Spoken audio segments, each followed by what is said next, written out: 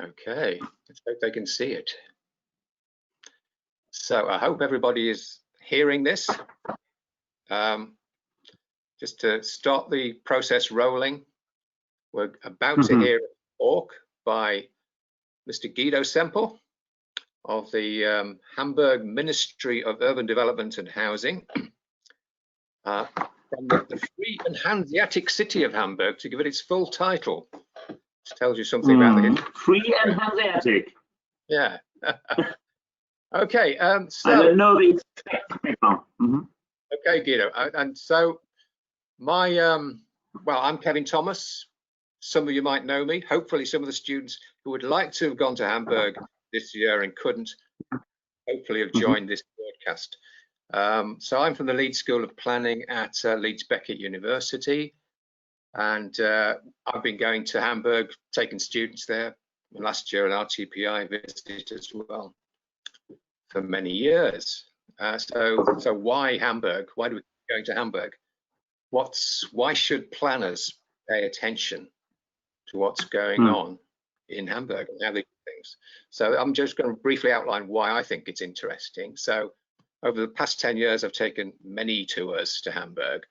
I never got tired of it, and always been looked after by our hosts, people like Guido, and colleagues in the HafenCity University, like Andreas Obersteg, who might even be listening. And we find it's a very dynamic city, is Hamburg. It's a very impressive city, especially for those from UK cities. And it's a city that many people, many ministers, many politicians in the UK have been encouraging UK cities to learn from.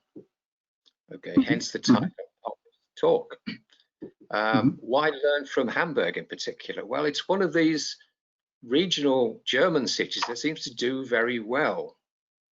It's a very dynamic place. It scores high scores in the various league tables of competitiveness and growth. And over the many years, UK ministers and chancellors of the Exchequer have been encouraging UK cities like Leeds, Birmingham, etc., to study Hamburg, study Munich, study other dynamic places, and try to emulate them, try to grow the same way. And this would be good, of course, for the UK economy if this were to work. So there's been a lot of that encouragement over the years. So comparing ourselves with German regional cities, and in our case, Hamburg. Why in particular Hamburg? Well, I used to take student visits to all sorts of European cities, Paris, Amsterdam, Berlin, and I ended up thinking that Hamburg was probably the best place of all to take them. Why that?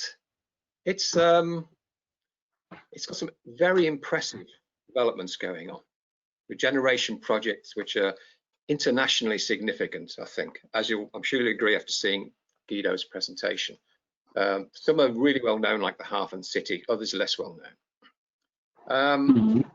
It's also a place with a lot of ambitions in terms of low carbon future and sustainable environmental development, which is something that obviously UK cities also want to aspire to.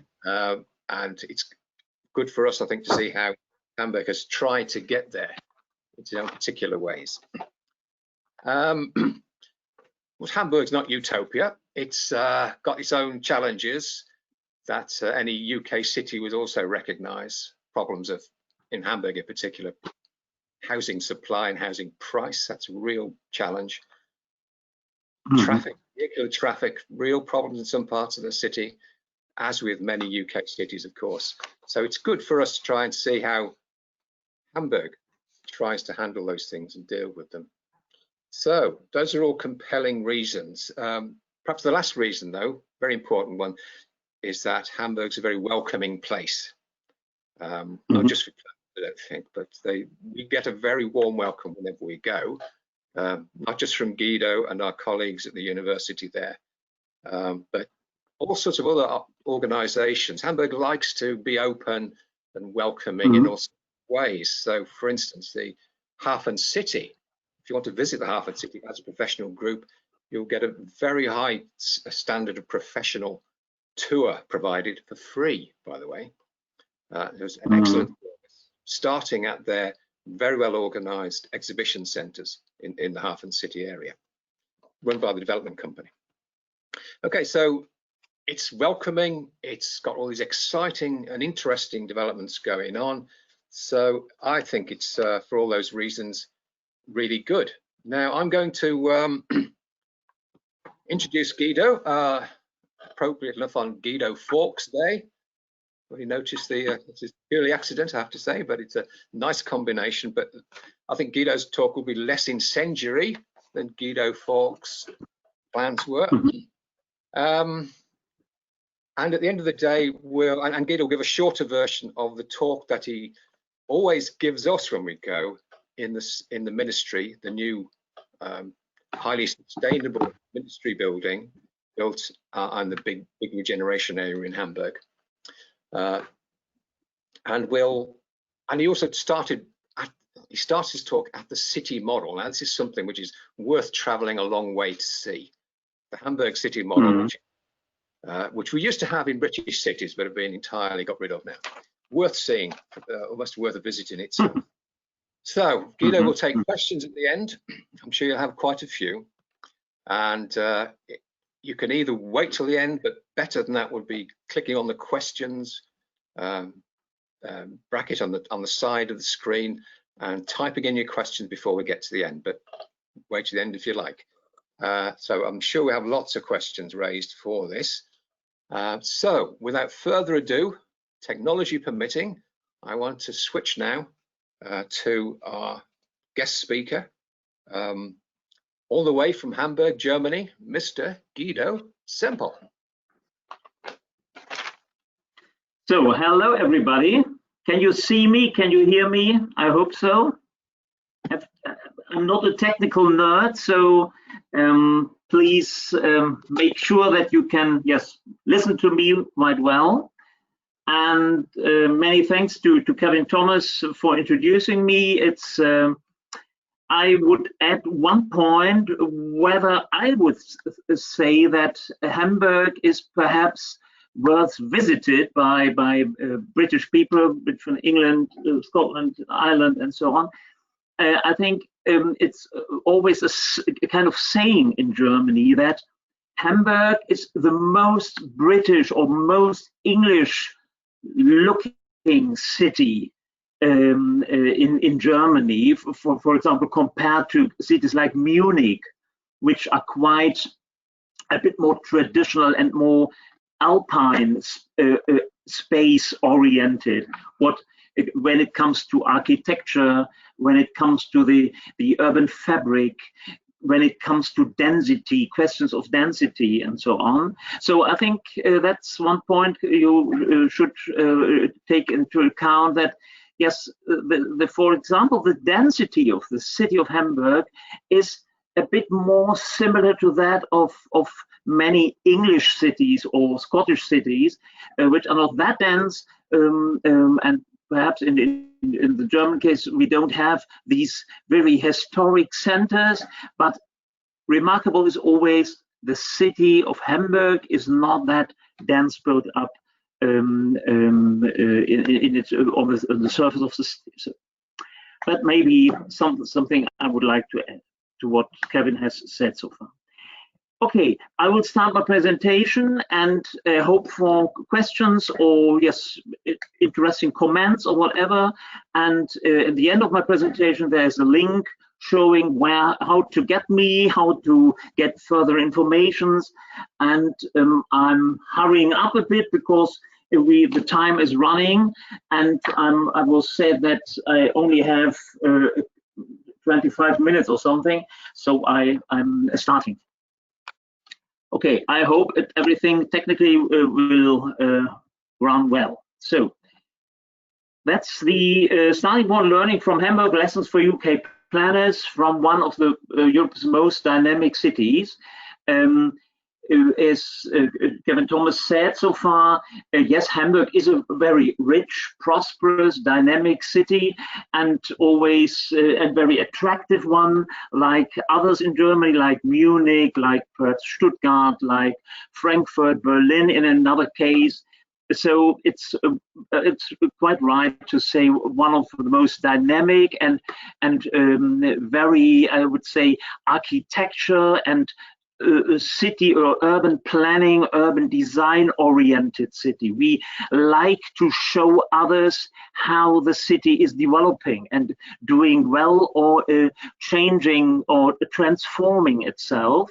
That's we like to speak about that, and like to integrate and get other people on board to say, what do you think about Hamburg and how we can learn from others, and maybe you can learn from us. So I will jump into the presentation now, getting through Hamburg. I hope a number of you listening to me have been already to Hamburg, and maybe one of the pictures I have, you may remind or remember when having been to Hamburg and saying, yes, that I remember a couple of years ago. It has changed a bit, but better, worse, or whatever. So you can compare a bit your expressions or experiences with the city, and with those I would want to share with you. The title, Learning from Hamburg, a City in Transformation, it's the subline, because I'm focusing on two things. I want to focus my presentation on two things. On one hand, I want to give you an impression of how the transformation is going on in the city of Hamburg. And on the other side, perhaps the more relevant one, the second part of the presentation, will deal with what I would call instruments of change, which instruments are, from my perspective or our perspective, relevant to redevelop, to transform the city, which are quite unique, which is quite special, developed for Hamburg or in Hamburg, but maybe they are probably interesting for you, and to compare or to take them on board in your matchbox, or in your box for yes, urban planning and urban development activities. The first slide showing the urban fabric of Hamburg. That's the city of Hamburg. Maybe you can see the red line. That's the city boundary. The city covers 755 square kilometers. That's, I looked it up yesterday. It's half the size of the territory of the Greater London Council. Half the size of it. And Hamburg has about 1.9 million inhabitants today, and is growing 4 to 5% in population every year. So it's a growing city compared to others in Germany, which are sometimes growing a bit faster, like Munich, for example. But Hamburg is a growing city. Here it is shown. There are shown some of the main spots I want to bring your interest to. It's on one side you can see where the city center is. The river Elbe coming from east, crossing the city, crossing through the city, and going to leaving the city on the west side, stretching up 120 kilometers to the North Sea. The city center, historic city center, in former times surrounded by city walls until 1812 or something, 15 or something. And then we have a number of these yellow rings marked up.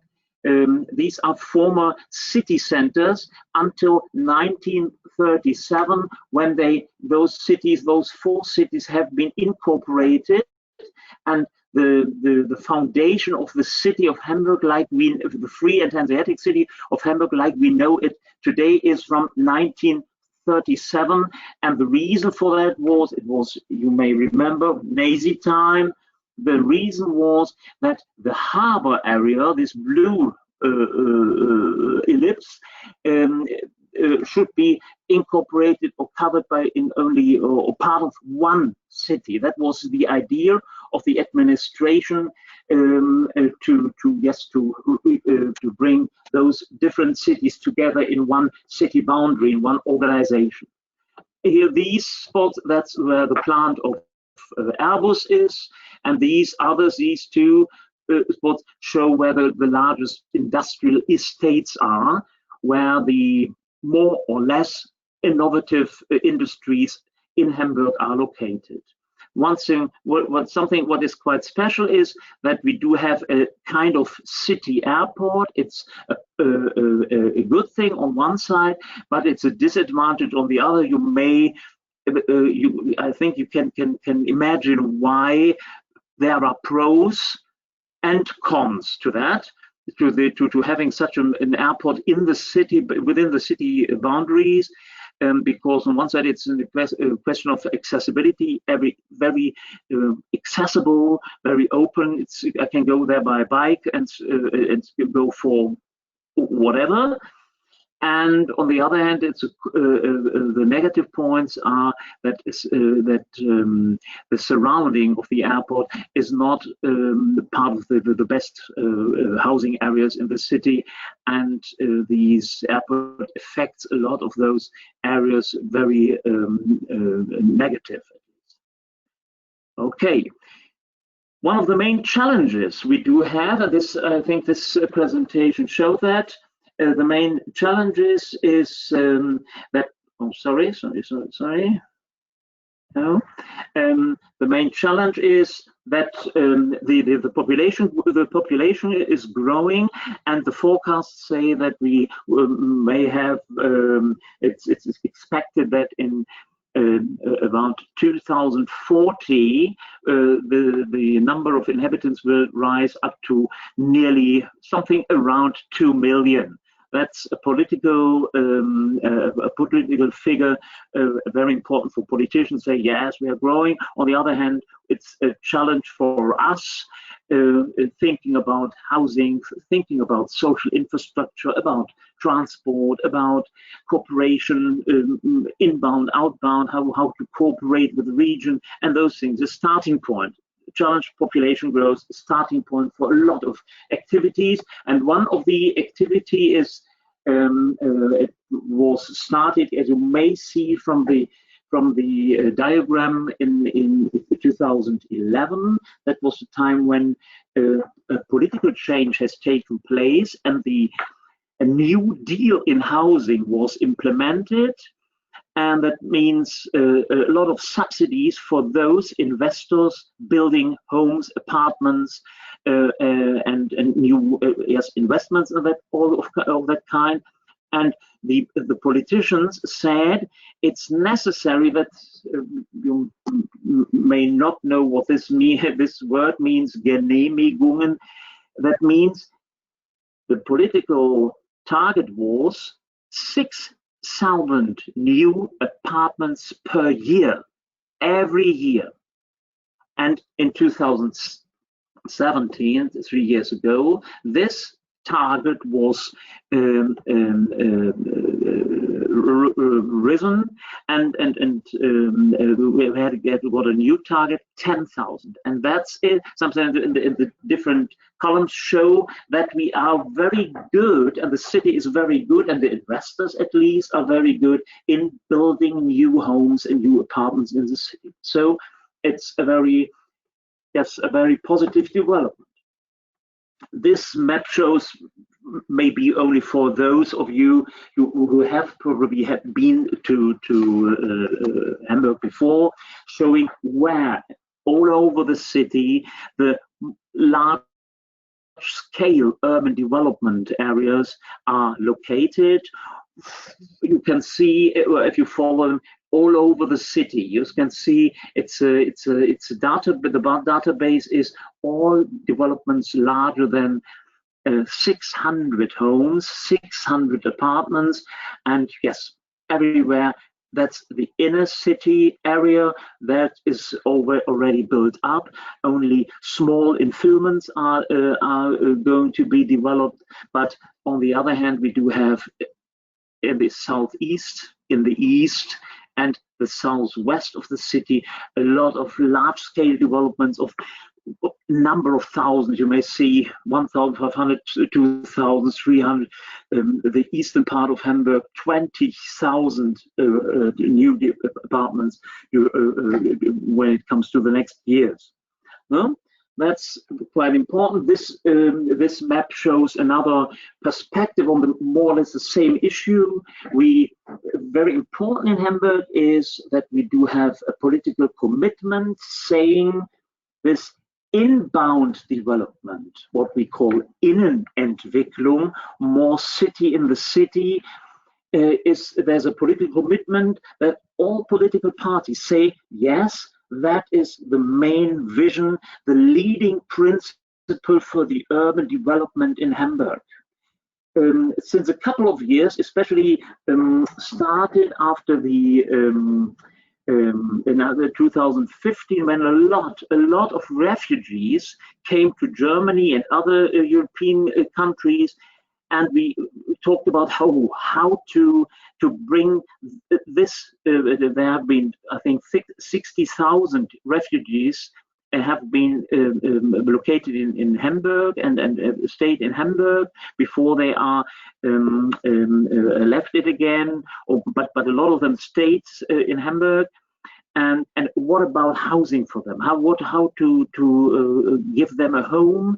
And that was the starting point for rethinking this main leading principle and saying we need more. We need not only, it's not enough to only think about inbound development, but we need a kind of outbound development to where there are three, as you can see, this one in the southwest, in the eastern part, and two in the eastern part, areas where we think there is urban growth should be developed in form of new areas, new development areas into the open space, but that's very important, but with a very, very good infrastructural connection to the city center. And all these places are do have light railway connections to the city. For example, in this area we have a connection that's about all 5 minutes or 5 to 10 minutes. There's a direct link from the outside of the city boundary into the city center, so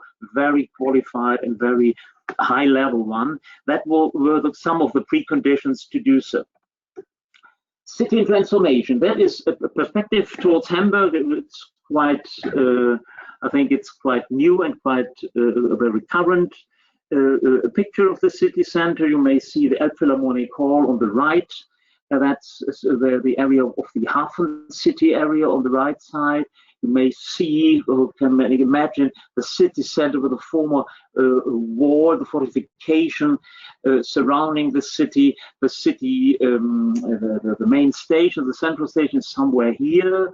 The airport is somewhere far in the north of the city. The harbor, something what is very unique in Hamburg compared to other cities. And from my point of view, I'm not from Hamburg from my origin. I'm from West Germany, from the Ruhrgebiet. And what is quite impressive for me, and a reason for loving the city or feeling well in the city, is this nice contrast between the built-up area and the north bank of the city. Of the River Elbe, and the contrasting southern bank with the harbor side. The harbor, that is something quite remarkable, is still part of the city. The urban fabric, the harbor is part of the city, and not like in many other cities. For example, the best example I think is Rotterdam has already left the city down the river Rhine and Maas. In Hamburg, we do have the city center, and opposite of it, there's a harbor. So with all this traffic, noise, and lights in the night, that's something I think it's quite unique and interesting. Again, another picture to the HafenCity again. This is an area of where we have where this idea of more city in the city is exemplified, because the HafenCity area, 175 square kilometers. No, it's 175 hectares. Sorry. Has been redeveloped. It was a kind of brownfield. Before it was harbor area, and it has turned into now, step by step, a vibrant and very new architecture oriented and innovative area, part of the city center. And we always think with new open spaces like here on the right side, it's more and more attractive. It's because one of the main points was attractiveness, and is urban life and urban feeling is always, and there is always a mixture of functions, a mixture of uses is necessary for that, or is a precondition. So looking into this HafenCity, you see this is an office complex. This is a cultural building with a hotel in it, with the Philharmonic Hall, and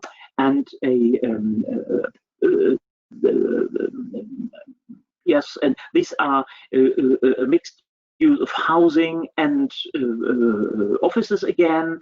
This part is the former Speicherstadt, historic part of the city, UNESCO World Heritage Site. So the mixture of things is what is doing well, and we think that is a good idea to focus on that leading principle. Beside these inbound development, that is one really the true leading thing, the leading idea, and then mixing of uses within a building or within a quarter or whatever. Here again, the HafenCity from another perspective, from the south. See, that is the area where the retail center is going to be built. You can see this yellow cranes everywhere. That's the largest construction site in the city in the moment, I would say. Here in front of there will be a new terminal for the ship terminal, the cruise liners terminal, and this is already built up. And this link, this yellow line, this little yellow arrow may show or should symbolize there will be a new pedestrian connection only for pedestrians between this part of the new inner city, HafenCity, and the historic city, where, for example, this is the city hall, the Ulster Lake, the churches. This is the historic center, the historic the historic part of the city, and today the main shopping area of the city of Hamburg. And there will be a strong link by new buildings, new pedestrian sites, new cultural assets along that line in order to connect these two parts of the city. That's I think, very important when developing such a new area. Again, another perspective towards the HafenCity. You see the Elbe bridges crossing the Elbe by railway and streets, the roads crossing the Elbe in the foreground, and the eastern part of the HafenCity, which is under development in this moment, in these days and in the upcoming years, is focusing on the housing aspect. The master plan from 2000 has changed during the decades, and we have said, or the politicians have said, oh, we need more housing potential. So the eastern part should be an area where the housing is the dominating development goal. And you may see, again, yellow cranes doing well, I would say, and in the many new buildings, about 1,000 new apartments are going to be built in that side, on this area. And last but not least, on the right side, there is the so-called Elb Tower, the highest building in northern Germany, perhaps in northern Europe. 245 meters will be the starting point for building it. Maybe it's a private building, at least. It will be on this site here, somewhere here.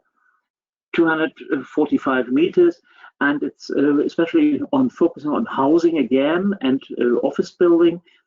And on the top level there will be a platform for sightseeing and a restaurant and so on. And I think it's a good idea of doing that.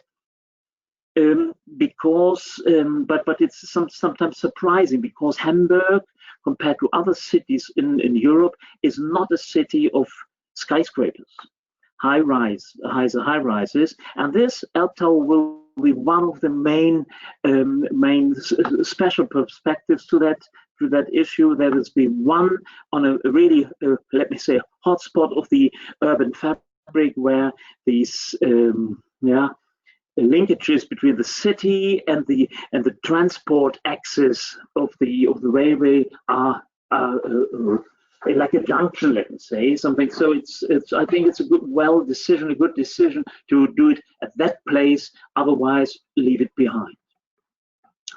Urban regeneration, again, another perspective from the city center and the foreground and the central station to the east of Hamburg, with a lot of brown fields, a lot of railway tracks, a lot of industrial manufacturing sites. This is more or less typical for this eastern part of Hamburg.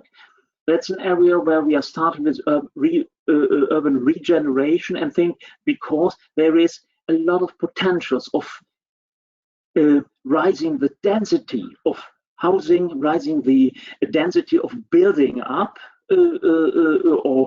urban regeneration and stapling uses and so on.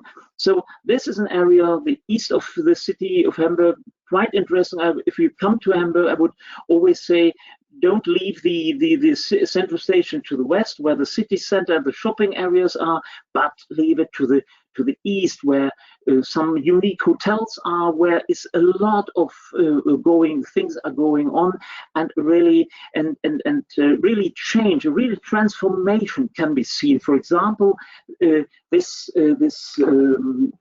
what we call it is called Hammerbrooklen.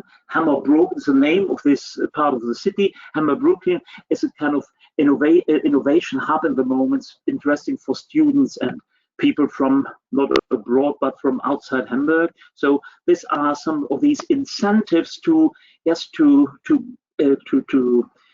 bring up those areas which are a bit deprived, a bit mixed up with only manufacturing, dominating manufacturing and offices, which makes some areas sometimes very sad and empty in the weekends. So bring in new functions, mix up functions, and urbanizing those areas. That's always leading in Hamburg. Another good example for urban regeneration I've shown here. That's here on the left side. That's a former, let me say, it's a former railway station. If you come by train to Hamburg, it's not the Hamburg main station, central station is the terminus, but it's Hamburg Altona, which is this area.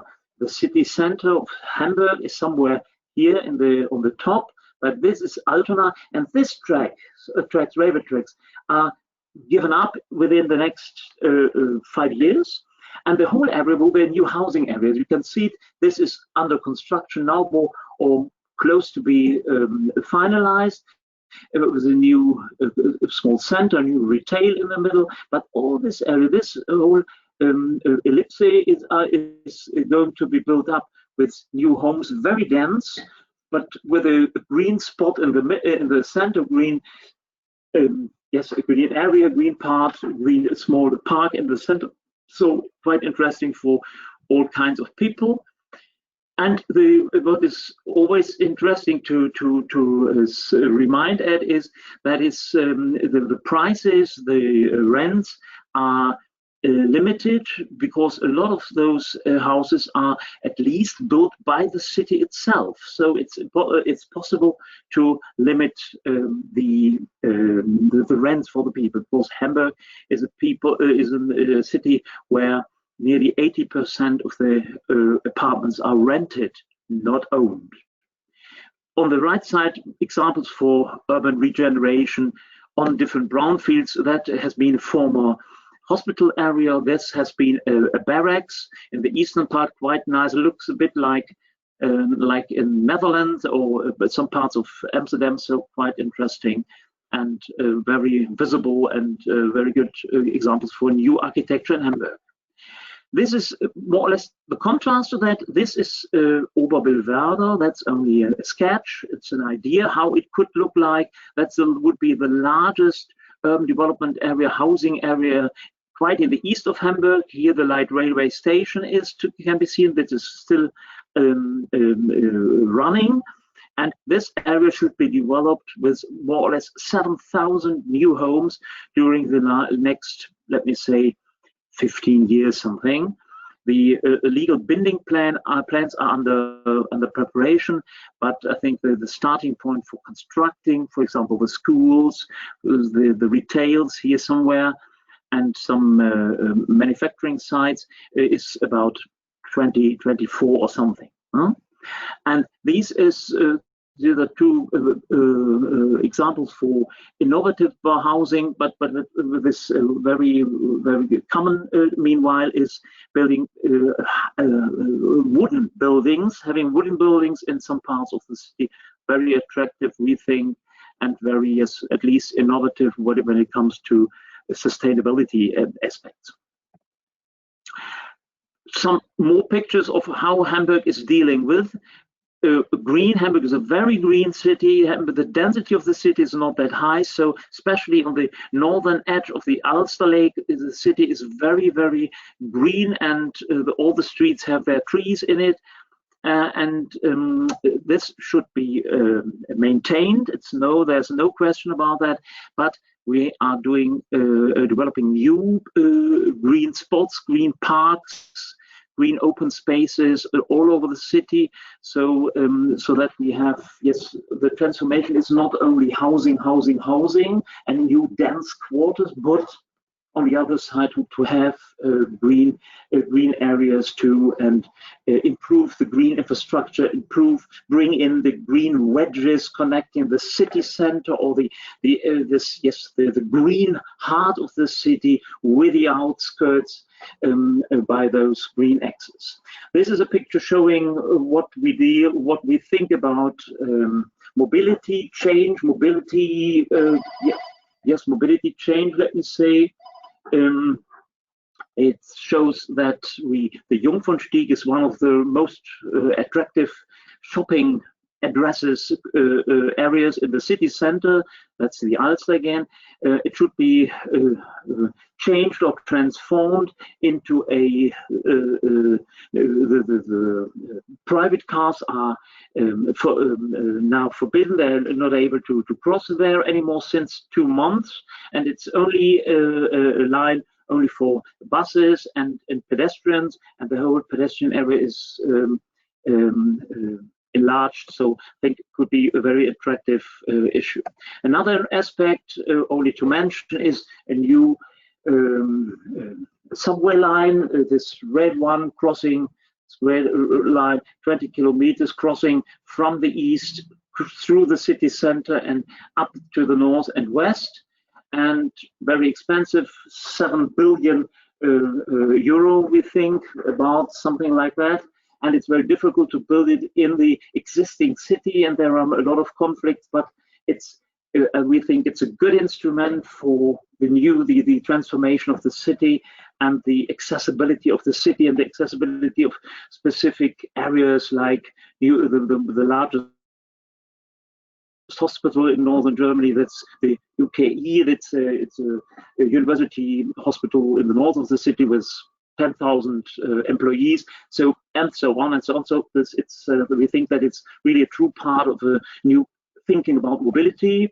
Social infrastructure has to follow the housing idea, the New Deal of housing and housing policy. So this is one example where we have a new school. It's the school really implemented into the urban site, the urban surroundings, and the housing in a housing area. As you can see, a church here, small high rises on the left, small scale buildings on the the bottom line. And so it's really a part. This schools are for the idea is schools should be part of the quarter, not only an addition somewhere in the green side or somewhere, but in the heart of it, because they are part of the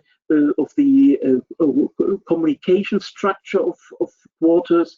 They are architectural things to remark and to think about, and to be a new spot, a hotspot, let me say, in the urban fabric, and not isolated somewhere and closed up in the afternoon or in the evening, but open. It says all the day long, and single people can use it for everything. The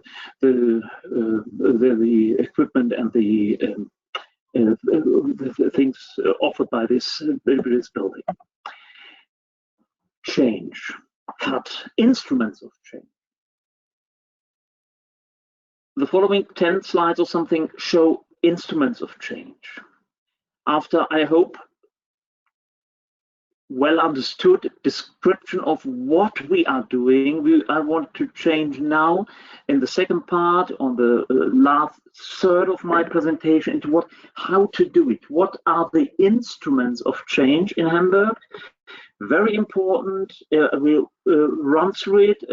Sorry, but the time is running short, very short. Very important is that we have a split administration. Hamburg is split into 7 districts, and those 7 districts have their own rights, and they are responsible for all the things having to do with the legal planning on the ground. If you want to build a home, an apartment, or whatever you want to do, you have to go to your district.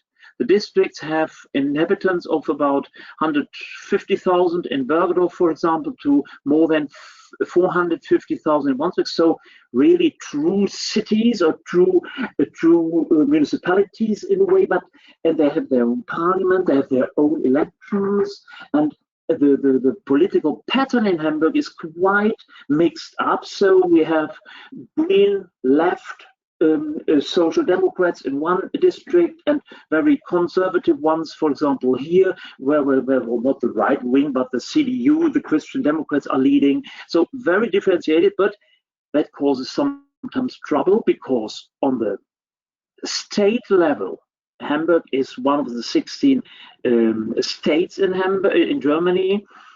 There are sometimes differences in perspectives and political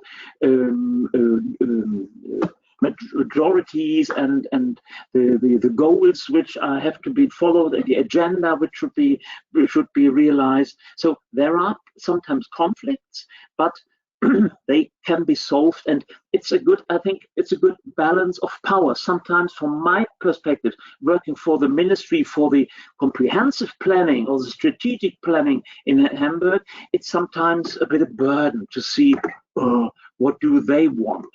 Why don't they follow us? Why don't those districts colleagues can't understand our perspective? Why?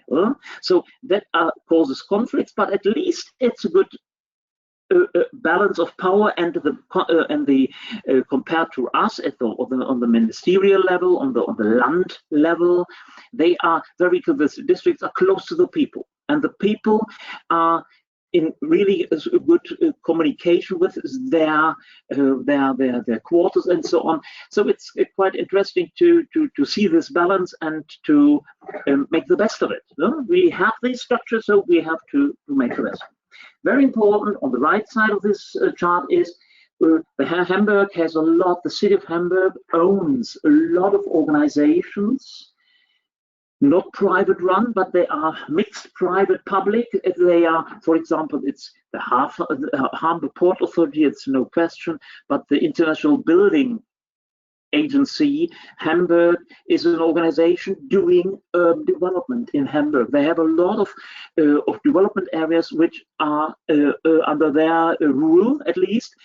all these institutions, HASAGA is for housing, HafenCity Limited it's an organization coordinating the development in the HafenCity, very, very successful, and others, the Billebogen and so on, run at least by own entities, but steered politically by the city of Hamburg, and they are owned 100% by the city, but more able to do things not limited to what standard administrations are allowed to do. Very important instrument.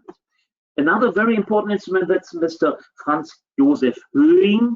He has a specific title. It's an institution. It's called Oberbaudirektor. He's the head, my highest officer, let me say. He is responsible from the origin. He's only responsible for the architecture, for the shape of the buildings, for the especially for the inner city development, to steer what is possible to do and to implement in the city, which investment is able and looks nice and can be implemented, integrated well into the urban fabric of the city center. But today it has differentiated, and he's at least really a strong person in urban design and urban development in Hamburg. That's in many cases he has to do this management, and this has to work with this balance of power between the districts and the city and the Land Hamburg, the free and Hanseatic city. So very important function. There are only 3 or 4 of those high-ranking, let me say, leading persons in urban development in whole Germany. For example, in Berlin there is one, in Bremen, the 3 Hanse cities in Germany, there is one, and Frankfurt, I think there is another person like that, but very interesting and very important institution. Housing alliances, starting with this new deal in housing, the city has implemented a housing alliance. It's informal. You may see my lady senator, that's Mrs. Dr. Stapelfeld, the head of my ministry. That's the former first Bürgermeister, first mayor in Hamburg, today financial minister on the national level. This is the today's first mayor. And this housing alliance has still... Yes? Time is running out, huh? 2 minutes. Can you? 5 minutes? Yes, okay. Yes, okay, 2 minutes. I've understood. So, Housing Alliance, it's an organization to complement the development of the New Deal in housing, to restrict conflicts and so on. So, quite important. This I skip. Very important information. Let me say a very good. Things I would think you can learn a lot of is how to steer urban development with informal plans, informal concepts. This here on the left side is our running vision for the Hamburg city development, and there are a lot of them, or a number of them, and we don't think that we are able to steer urban development only with formal plans.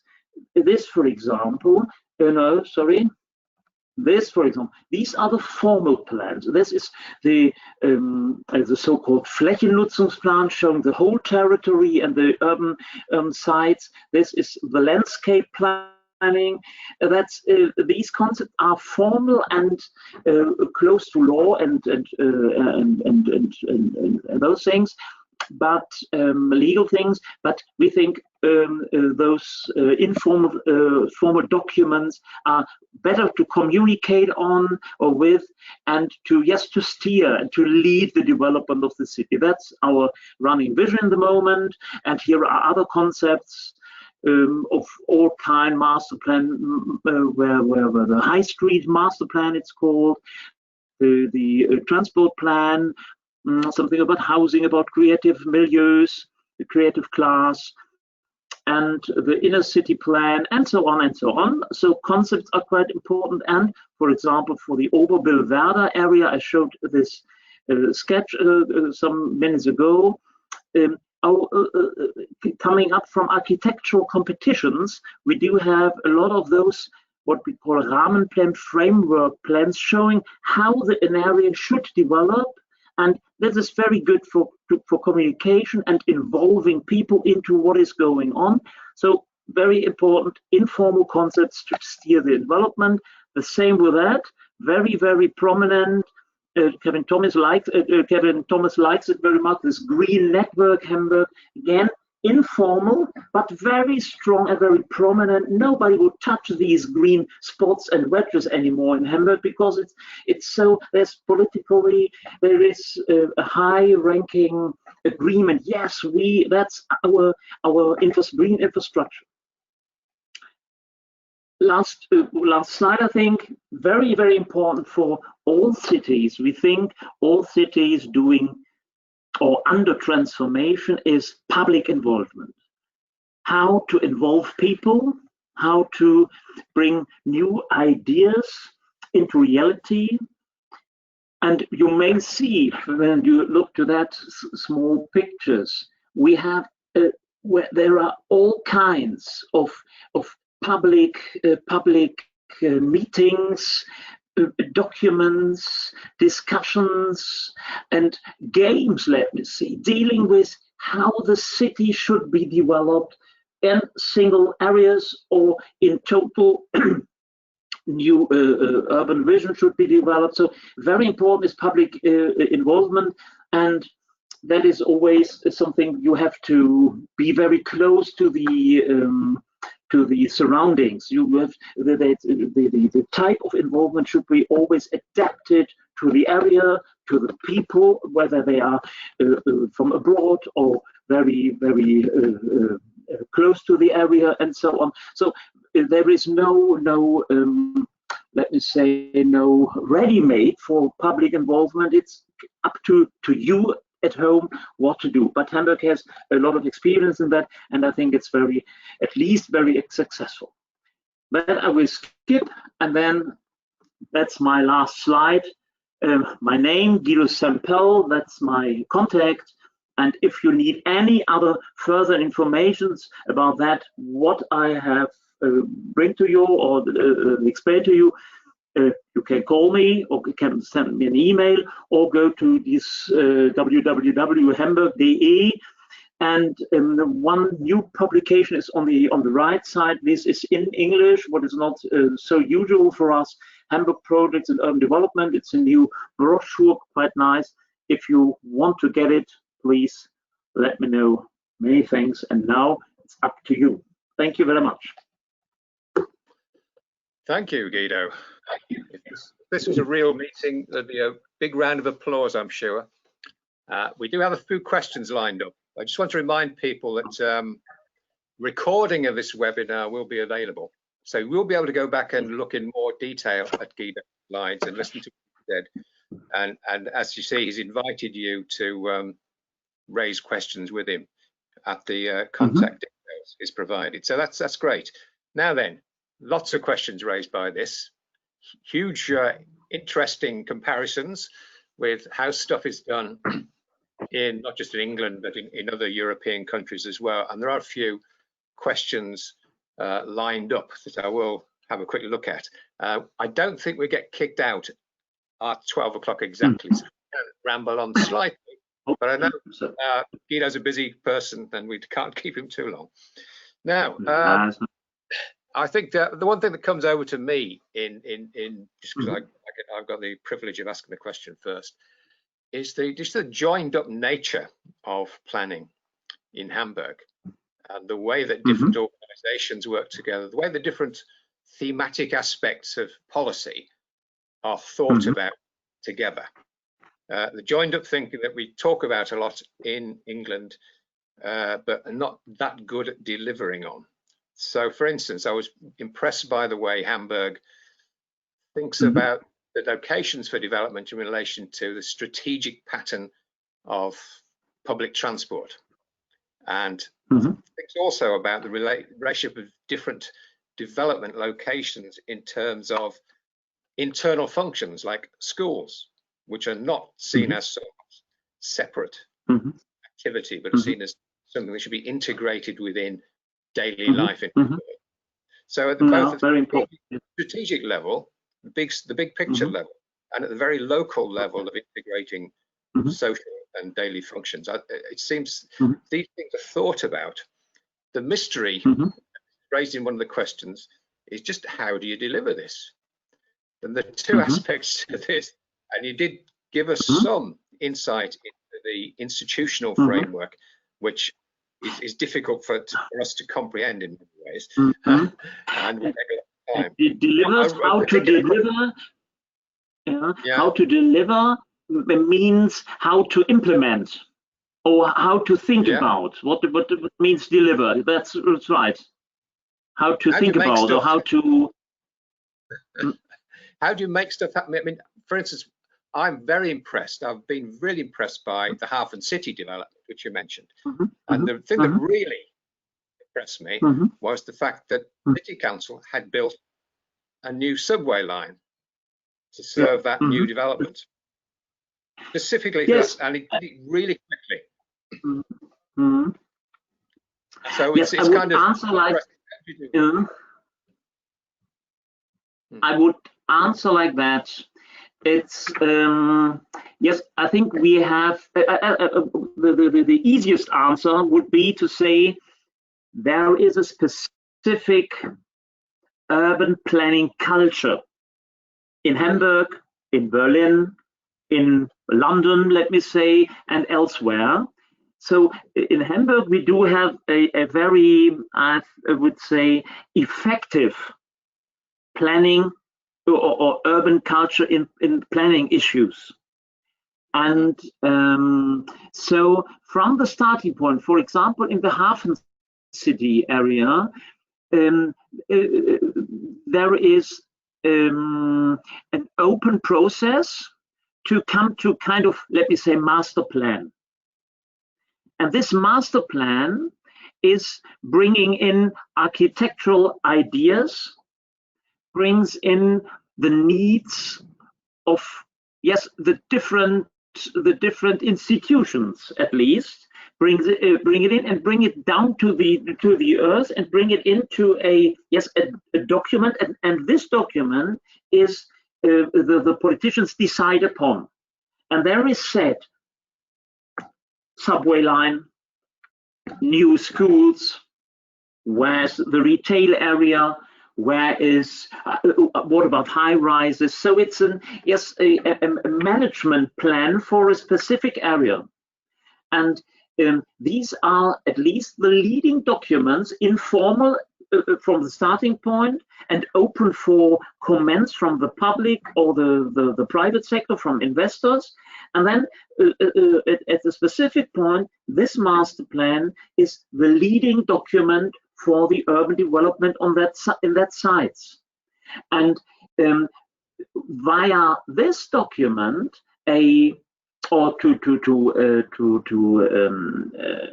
to bring it to a reality, you have in many cases, the city has this urban development agencies owned by the city, steered by the city, and said, please do the management by financing it and bring in the money and so on and so on, and doing public involvement and so on. And so that, and at a specific point, the politicians say that is the goal, that's the leading document, and step by step, all the different layers of development are, yes, at least integrated, but not without conflicts. You can imagine, for example, in the HafenCity, the master plan from 2000 has forgotten a school,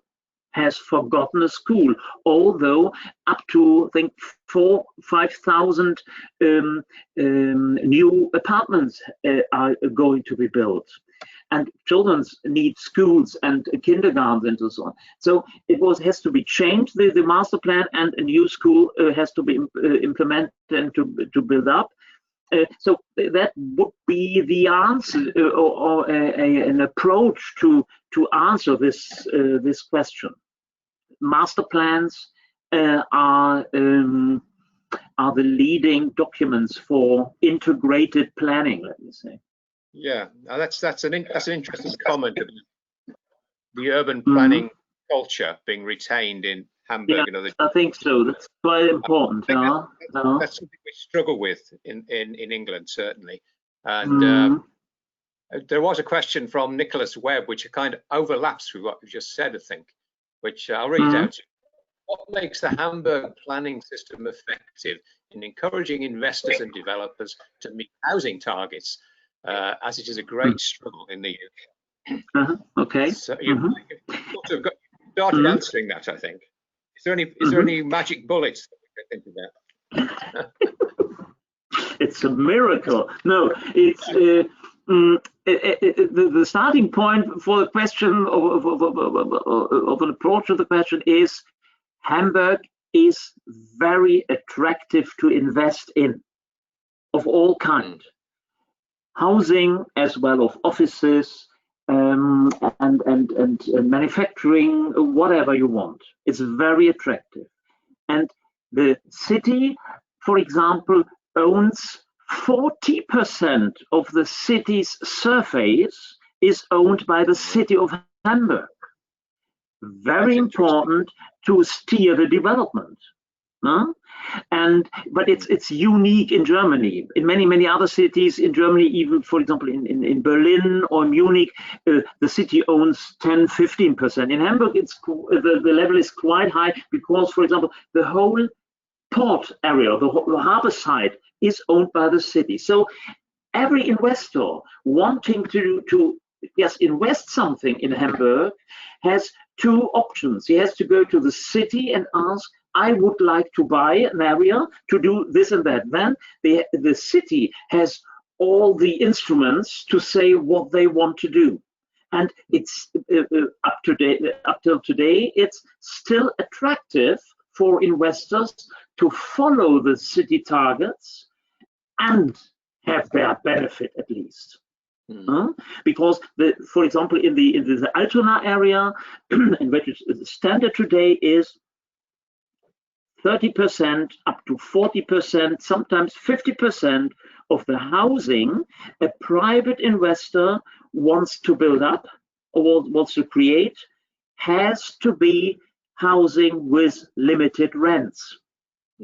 And to do that and to have the other part, the other 60% free of all regulations is quite attractive for the investor investing in Hamburg, because the investment is always very positive and is always, I have to say, very successful today. So this is a very strong point if the area is owned by the city. Another point is that we have a very strong law saying if you want to build something, whatever kind of house and of construction, it's up to the city to say whether it fits in the urban planning. And if it doesn't fit, the city can say, yes, you own the land, you own the ground, but it's up to us to say what is allowed to build there. So investors need the permission of the city to say, yes, you are allowed to do this and that. So they are steered, or they are forced to cooperate. Yeah. If the area is owned by the city, that's a very strong position for the city. Or the area that is, and the standard is that the city is able to say, the planning, the law is the planning, the law is on our side, and we can say this and that and that. So these are, I think, that makes it is a very strong position for the city of Hamburg.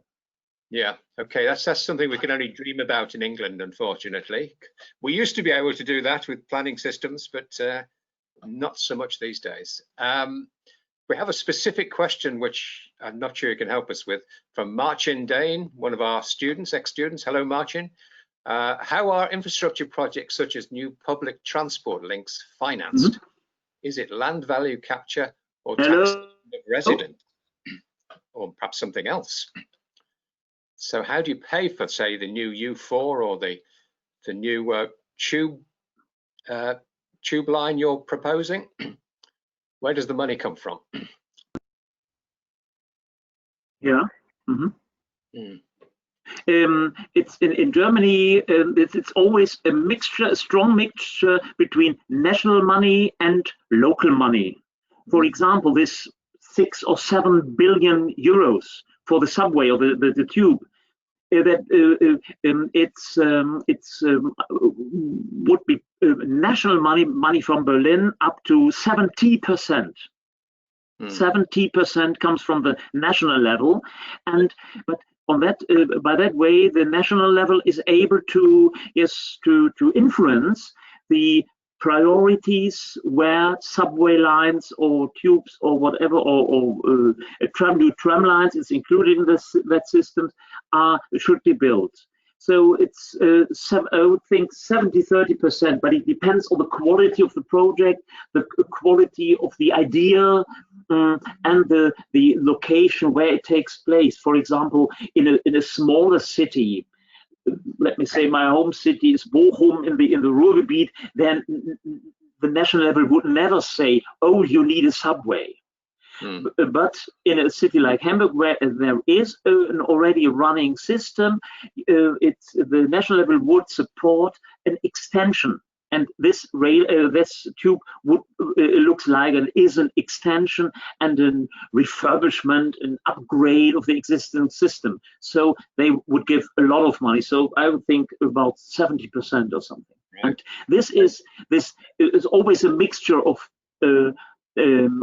money from the national level and the local level, and in a standard, let me say, a standard federal state, let me say like Bavaria, for example, if Munich, the capital in Bavaria, would like to build a tube, then there is money 60-70% from the nation, 20% from the land, from the federal state, and the city of Munich, for example, has only to pay 10% or something. Bring in land of something specific. So it's always a mixture, and it's always 50 plus from the national level. Otherwise, those projects are never possible. And even in Hamburg, and in Germany, which is comparable prosperous. That's something we can only dream about in Leeds. We've been trying to. Do you need a tube? Yes. We're not allowed any public transport really, apart from some smelly buses. Now then, that's a really problem. And what is quite interesting, let me add one aspect that I have to say I'm a very supporter of the idea of re-implementing trams in cities, in specific cities. And for example, the France, for example, shows us what about urban development and tram lines in cities. What brilliant idea it could be. For example, looking to Reims and other cities, to Bordeaux, re-implementing tram systems, Nantes, for example. And this is something we have influenced the national level to incorporate the idea of giving subsidies for those networks, not only for light railways and tubes, subways and like that, but incorporating all the tram systems. No? And so in many cities in Germany, especially very in cities in Eastern Germany, for example, Leipzig or Dresden, they don't have subways. but they have really elaborated tram systems. Great things for transport and commuting, and great things for the urban fabric, at least, because these systems are very close to the people, close to the quarters, and people are able to it's walkable in a way, a walkable system. Otherwise, and it's easy accessible for people. Yeah. I'm sure you're right, but you're just making us jealous again.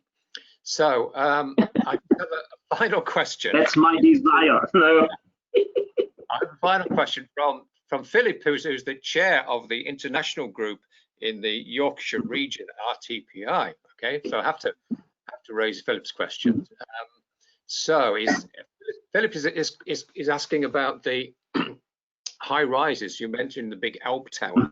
That's the huge high rise that's being proposed in Hamburg. And his question is to do with, will this basically undermine your resistance to high rises elsewhere in the city? No.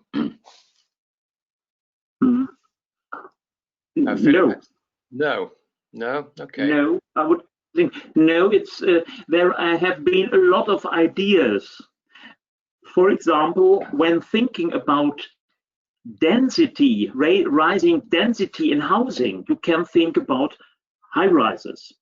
And a number of cities, even in Germany, do so. But I don't see a real change in mind.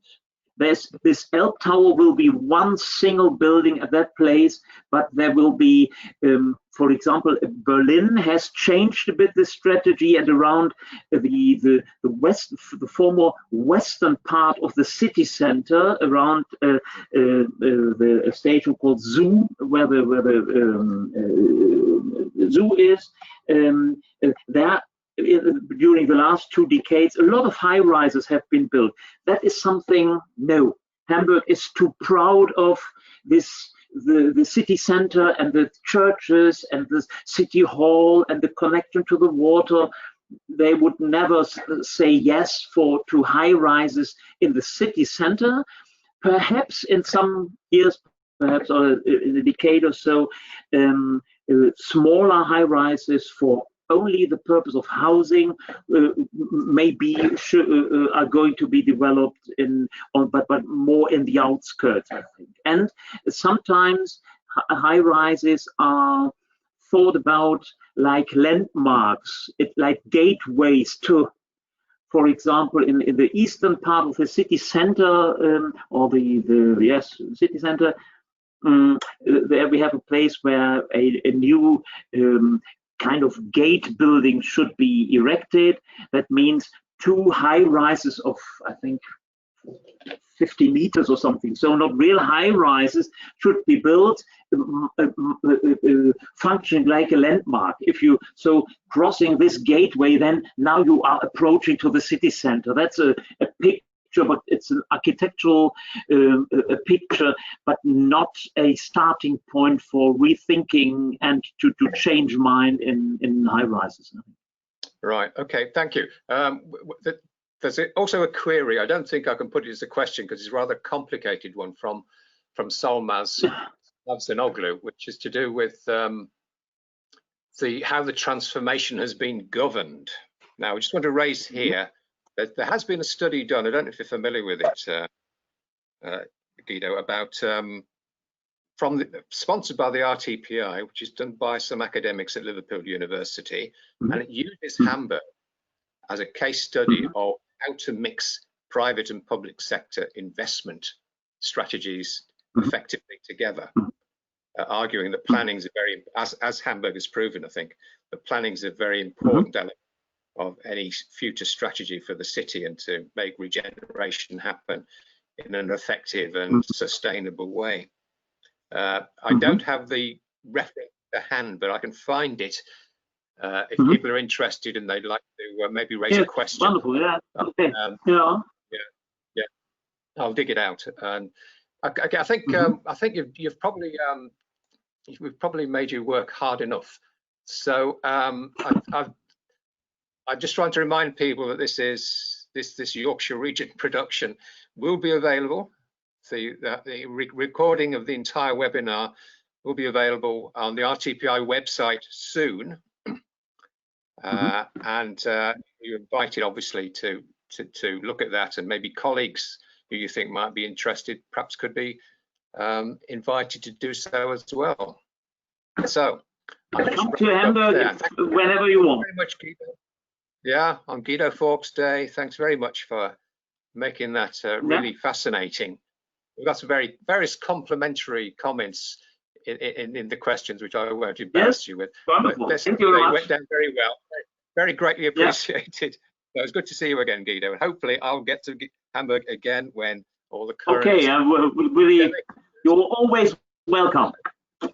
Thank you. You know. Okay, thank you. Okay. And bye bye. Thank you. Okay. Bye bye.